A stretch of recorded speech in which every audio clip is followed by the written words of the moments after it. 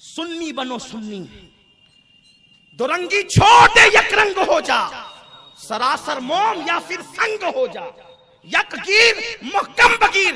और सुन लो सुन्नियों, अगर तुमने सच्चे दिल से नबी और अली का दामन पकड़ा है, गौसुल आजम और सहाबा का दामन पकड़ा है, खुदा की कसम तुम क़यामत तक किसी के मोहताज नहीं हो।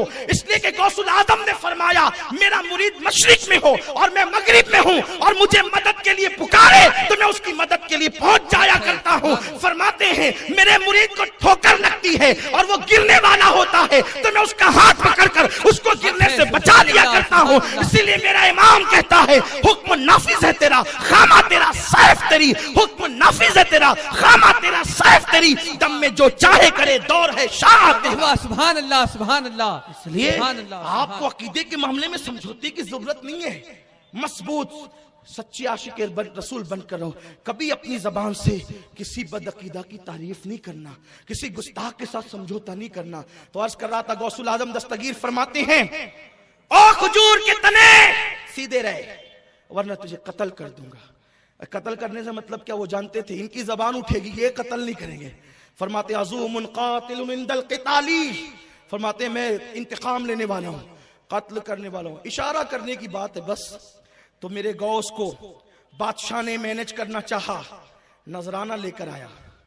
मुल्ला अली कारी लिखते हैं, 10 थैली बड़े बड़े, 10 थैलियां दीनमो दीनार से भरी हुई लेकर के आया।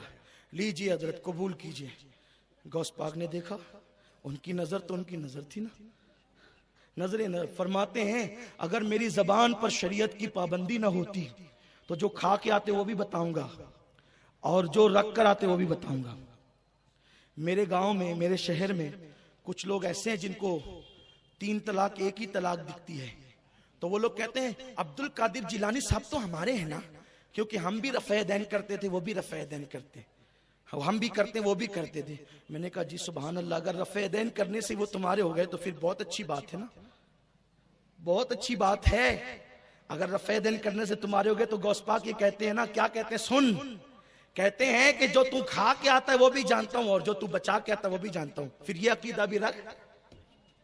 गौस पाक फरमाते हैं, अल्लाह अकबर, आप तो ये बर्दाश्त ही नहीं कर सकेंगे।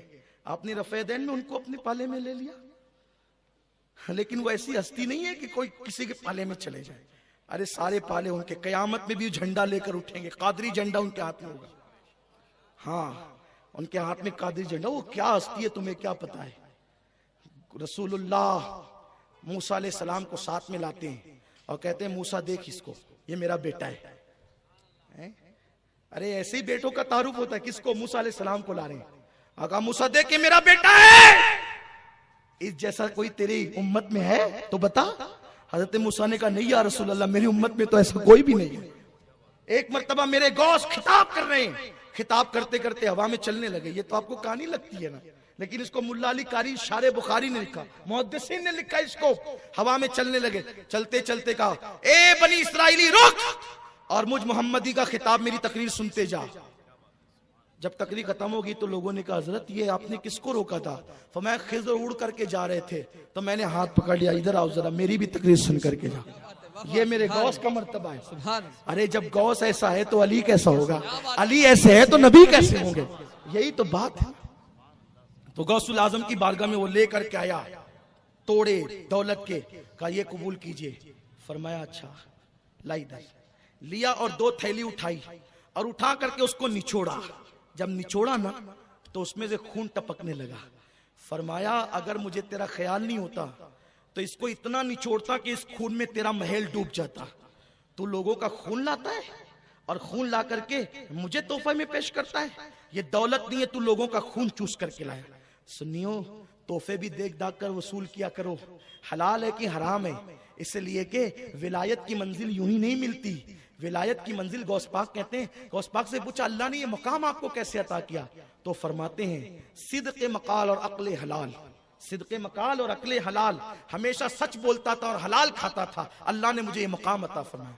आज तो हराम भी खा रहे हैं और नमाज पढ़े जा रहे हैं, सूद खाने नमाज पढ़े जा रहे हैं, रिश्वत ले रहे नमाज पढ़े जा रहे हैं, बिक रहे नमाज पढ़े जा रहे। नमाज पढ़ो मौलाना सब माफ है। अरे पहले देख तो नमाज भी कबूल है कि नहीं। तेरे पेट में हलाल है तब नमाज कबूल है, और पेट में हलाल नहीं तो नमाज भी कबूल नहीं।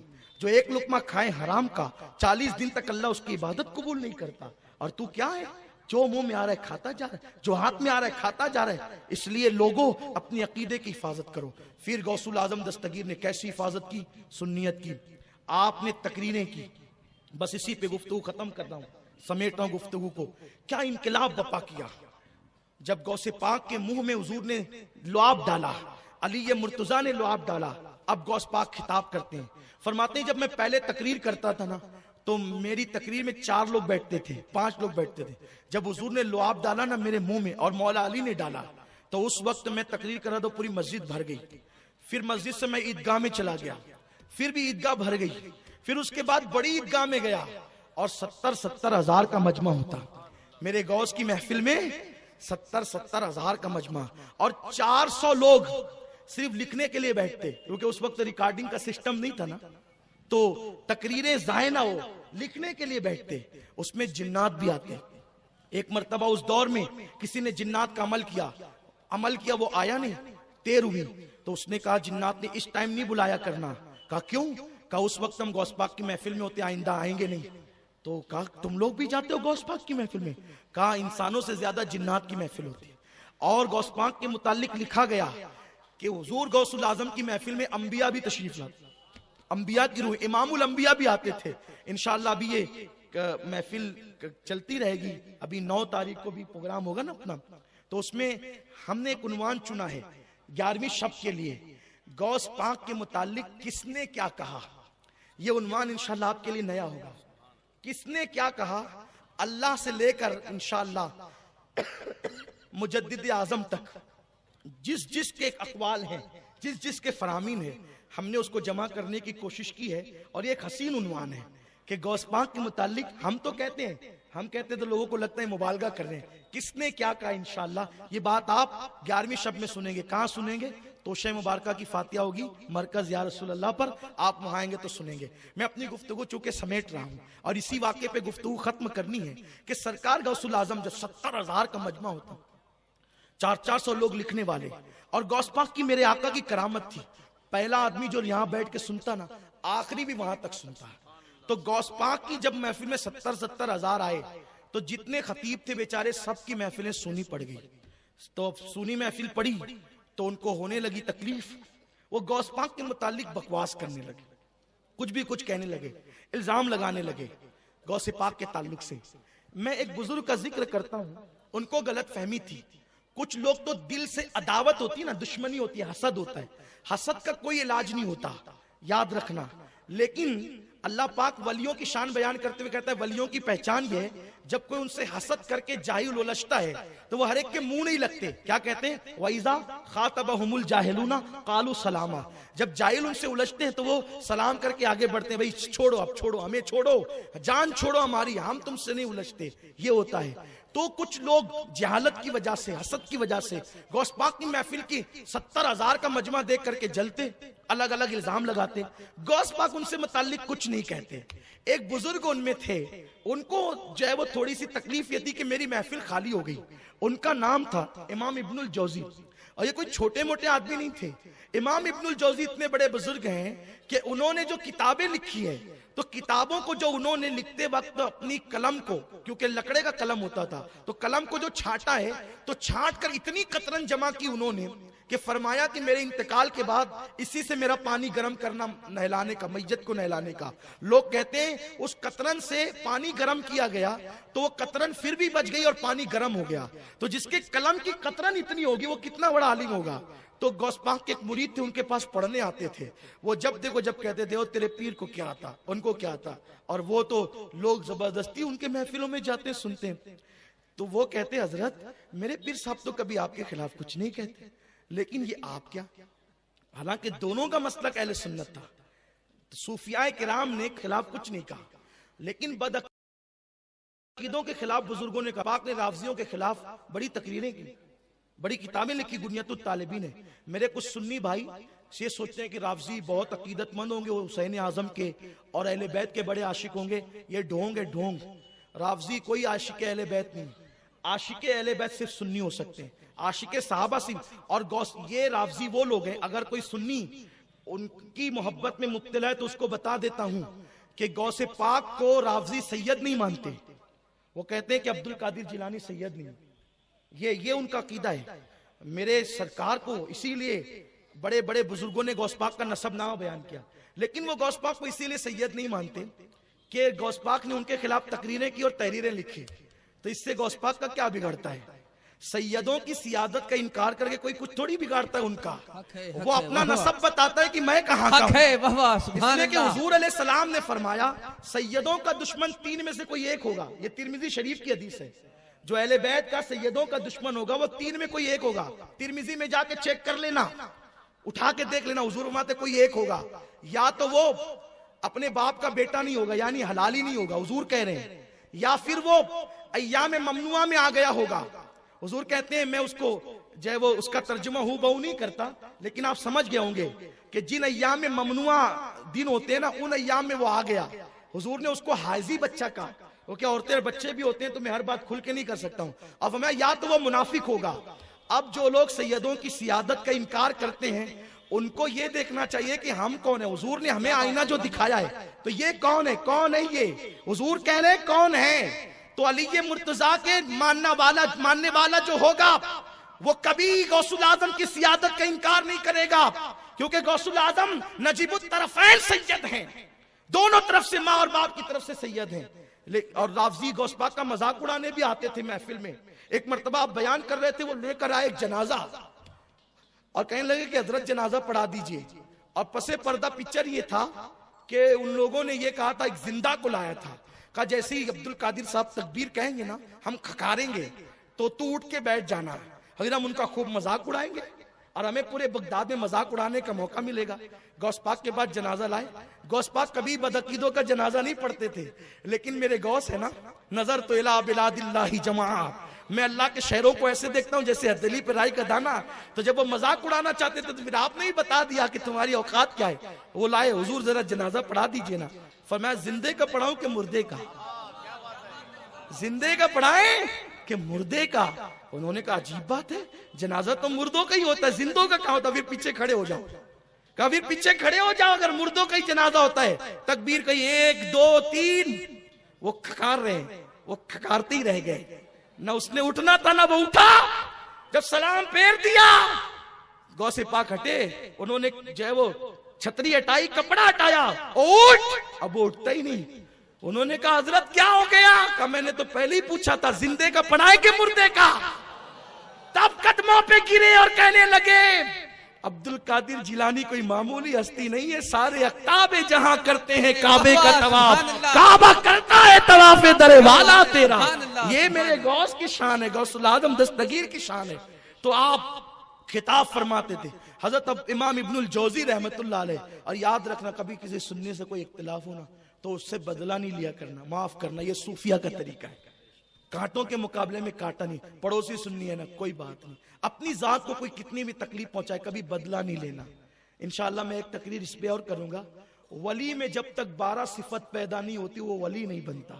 यानी किसी में जब तक सिफात, वो कौन सी 12 सिफात है जो आदमी को वली बना देती है? इस दरमियान में 11वीं शरीफ में कहीं भी प्रोग्राम होगा याद दिलाइएगा, कौन सी 12 सिफात है वली बना दे। अगर अमल करोगे इंशाअल्लाह वली बनोगे, क्योंकि आज भी उनका फैजान तकसीम हो रहा है ना। तो इंशाल्लाह उन्वान के साथ ऐलान होगा। मैं साथियों को कहूंगा कि वो ऐलान उन्वान के साथ करेंगे, आप जरूर आइएगा। वैसे तो माशाल्लाह आप बहुत प्यार करते हैं, आप आते ही है माशाल्लाह, ये गौस पाक का फैजान है। इमाम इब्नुल जौजी से कहा हजरत वो आपके खिलाफ कुछ नहीं कहते, आप क्यों कहते रहते हैं? कहा ओ तेरे पीर को कुछ नहीं आता। कहा एक काम करें, आपने कभी उनकी तकरीर सुनी? नहीं सुनी, बस लोग दीवाना वार जाते रहते हैं। उसने कहा एक बार जरा चलिए ना, सुनिए ना। इमाम इब्नुल जौजी की बातें मैं अपने अंदाज में पेश कर रहा हूँ, उसको अपने अल्फाज का जामा पहना रहा हूँ। उन्होंने कहा चलो ठीक है आज चलते हैं, इसलिए कि जब खुदा हुस्न देता है तो नजाकत आई जाती है ना, इल्म आता है तो आदमी थोड़ा सा अकड़ता भी है ना। लेकिन याद रखें, इल्म हो और अल्लाह वालों से निस्बत नहीं हो तो हजरत मौलाना रोम कहते हैं मौलवी हरगिज न शुद्ध मौलाए रोम ता गुलाम शम्स तबरेजी न शुद्ध। अगर सिर्फ इल्म पढ़ा ना, जराबा यदरुबो, अगर आप पढ़ते रहे सारी जिंदगी कभी आप मंजिल पर नहीं पहुंचेंगे जब तक किसी शम्स तबरेज से अपनी निस्बत को नहीं जोड़ लेंगे। अल्लाह वालों से निस्बत जोड़ो, वरना दारुल उलूम रह जाएंगे, याद रखिएगा। और अल्हम्दुलिल्लाह अहले सुन्नत के दारुल उलूम है, क्योंकि वो बाबे मदीनतुल इल्म से जुड़े हुए हैं। हाँ, ये खास बात अर्ज कर रहा हूं आपके सामने। तो कहा कि चले ना एक बार जरा मेरे पीर की तकरीर सुने। इन्होंने कहा चलो ठीक है चलते हैं। मगर वो कैसे आए? उनको लगा कि अगर मैं डायरेक्ट चला गया तो मेरे सुनने वाले भी तो वहां होंगे जो उधर चले गए हैं। तो उन्होंने क्या किया, अपने सर पे चादर डाली ताकि कोई मुझे देख ना सके। कुछ लोग अंधेरे में सुनने के आदी होते हैं ना। वाह, बहुत अच्छा है, सुभान कुछ अल्लाह। लोग अंधेरे में के बोलते क्या है, जरा सुने तो। क्या बात है। अल्लाह करे आप सुने, आपको इब्नुल जौजी का सदका मिले। बहुत अच्छा है। अंधेरे में सुनने की क्या जरूरत है, आपके लिए बिछाते है ना, इतनी बड़ी इज्जत के साथ बिठाया है। अगर वहां नहीं बैठते तो यहाँ बैठो। अरे यहाँ नहीं बैठते, अजमत रिसालत का इकरार करो, यहाँ बिठाएंगे। क्या बात है, सुभान अल्लाह, सुभान अल्लाह। अंधेरे में छुप कर क्या मिलना है, अंधेरे में सुन कर क्या। दिल अंधेरे होते हैं तो लोग अंधेरों में खड़े होते हैं, फिर बाद में पूछते हैं वो कहां पढ़ा था, वो कहां सुना था। सुन सुन सुन, ये वो नगमा है जो हर सांस पे गाया नहीं जाता। अल्हम्दुलिल्लाह। तो इब्नुल जौजी आए और 70,000 के मजमे में आखिर में बैठ गए। आखिर में बैठे ना तो वो जो कादरी गुलाम था वही पढ़ा लिखा था, उन्हीं से पढ़ा था।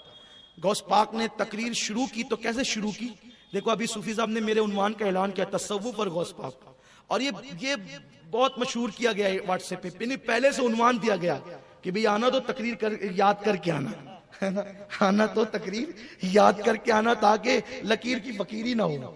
तो इसलिए स्टडी करके आना, तब आदमी उन्वान में बोल सकेगा। लेकिन गौस पाक क्या ऐसा नहीं होता था। होता क्या था, कारी को हुक्म दिया जाता था, वो आयत पढ़ के बैठ जाता था, और कारी की मर्जी पे होता था, वो जो चाहे आयत पढ़े और फिर मेरे गौस उसी पे बयान करते थे। हमारी जमात के एक बहुत बड़े आलिम है, वो ये कहते हैं अक्सर कि मैं देखता हूं कि लोग खुतबे में जो आयत पढ़ते हैं 2 घंटा तकरीर करके कभी उसका तर्जुमा भी नहीं करते, है ना। ऐसा हमारी जमात के एक बुजुर्ग कहते हैं, लेकिन वो उन्हीं को ज़ेब देता है, बड़े बुजुर्गों को ज़ेब देता है। तो बहरहाल उसका तर्जुमा भी बयान हो जाना चाहिए, उसकी तशरीह भी हो जाना चाहिए तकरीर में जो आपने मौजूए सुखन बनाया। वरना कभी कभी तो तकरीर में आदमी भूल जाता है कि मैंने कौन सी आयत पढ़ी, मैंने आयत कौन सी पढ़ी है, लेकिन मुझे याद है मैंने कौन सी आयत पढ़ी। क़द अफ़लह मन तज़क्का व ज़करा अस्म रब्बिही फ़सल्ला। ये तसव्वुफ की तरफ इशारा करती है कि जिन्होंने अपने दिलों को पाक कर लिया, अल्लाह ने उनको कामयाब फरमा दिया। और दिलों के पाक करने का नाम जो है वो तसव्वुफ है। तो आयत कारी पढ़ता था, और कारी जब आयत पढ़ता था फिर गौस पाक मिंबर पे आते थे और बैठ करके उस पर तकरीर करते थे। कारी ने आयत पढ़ी 70,000 का मजमा, गौस पाक बैठ गए, और बैठने के बाद आपने आयत का तर्जुमा किया, फिर एक तफसीर की। तो तफसीर की तो उस कादरी गुलाम ने उनकी तरफ देखा, बहुत बड़े आलिम थे ना वो इब्नुल जौजी, उनकी तरफ देखा। उन्होंने कहा ये आयत की तफसीर जो तेरे पीर ने कही है ना, मुझे इसका इल्म है, मैं पढ़ाऊं इसको, मुझे आती है ये भी। फिर गौस पाक ने दूसरी की, फिर उनकी तरफ देखा तो कहा ये भी मेरे इल्म में है। फिर तीसरी की, कहा ये भी मेरे इल्म में, चौथी ये भी। एक आयत की 70,000 जाहिर तफसीर है और बातिन अलग है, उसका जो है वो सूफियाना मफहूम अलग है। तो 11 तफसीर बयान की गौस पाक ने, तो 11 पर इब्नुल जौजी कहते रहे मुझे आता है। लेकिन जब 12वीं शुरू की ना, तो फिर 12वीं पर उस कादरी ने देखा, एक कादरी लोग भी ना बड़े होशियार होते हैं ना, हाँ, कादरियत भी बहुत बुलंदी पे ले जाने वाली चीज है ना। दुनिया का हर सुन्नी कादरी है, ये समझना।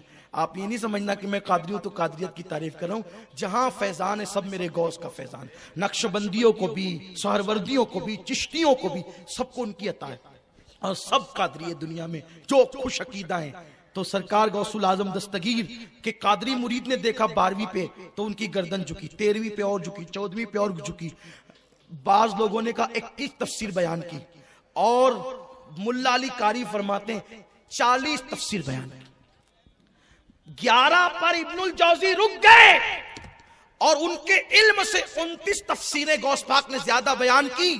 29 का इल्म उनको नहीं था। जब 40वीं तफसीर पे पहुंचे तो फरमाने लगे काल को छोड़ो, अब हाल की तरफ आओ, अब जाहिर को छोड़ो, बातिन की तरफ आओ। जैसे ही कहा ना काल को छोड़ो, हाल की तरफ आओ, तो पूरा मजमा खड़ा हो गया। किसी ने कपड़े फाड़े, कोई रोने लगा, कोई बेहोश हो गया, कोई जमीन पे गिर गया, किसी का इंतकाल हो गया। वो कादरी देखने लगा इब्नुल जौजी कहां है, तो इब्नुल जौजी वजद में आकर यहां पगड़ी उछलती है, इसे मैखाना कहते हैं। इब्नुल जौजी वजद में आकर अपने कपड़ों को फाड़ देते हैं और उसके बाद 70,000 का मजमा चीरते हुए गौस पाक के कदमों को पकड़ लेते हैं। वो कादरी ढूंढ रहा था कहां है, जब देखा तो वो गौस पाक के कदम पकड़ के कहते हैं हजरत माफ कर दीजिए और मुझे अपने मुरीदों में और शागिर्दों में शामिल फरमा लीजिए। ये गौसुल आजम दस्तगीर की शान है। इसीलिए मेरे इमाम ने फरमाया, सर भला क्या कोई जाने के है कैसा तेरा, औलिया मलते हैं आंखें वो है तलवा तेरा।